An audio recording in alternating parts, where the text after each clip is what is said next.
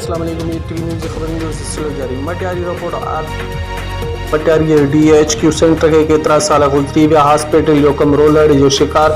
ख़बर मूजिब ज़िले Matiari DHQ centre की बुनियाद साल 2007 में रखियो हो, जैसे अज 2020 ताईं भी कम मुकम्मल न थी सको है। उते जे मकामी माण्हुनि PTI अगवान अब्दुल खोसो, सलीम खोसो, जब्बार खोसो, रफ़ीक खोसो, जीवन खोसो जिन ॿुधायो 13 खां 14 साल गुजरी चुका आहिनि, पर हॉस्पिटल जो कम मुकम्मल न थी सको है, जंहिंमें सिर्फ़ करप्शन हली रही है, जेको अॼु ॾींहं ताईं कम मुकम्मल न थी सको है। जेको भी ठेकेदार अचे तो पंहिंजी माल कमाइण लाइ लोकल नाक्स मटीरियल लॻाए फॉर्मेलिटी करे थो वञे। हिननि जो चवणु हुयो त असांखे नथो लॻे त जेको 14 सालनि में कम कंप्लीट थी सघियो आहे उहो साॻियो कम 2040 ताईं बि मुश्किल लॻे थो। ठेकेदार कॾहिं साइड ते बि न आयो आहे।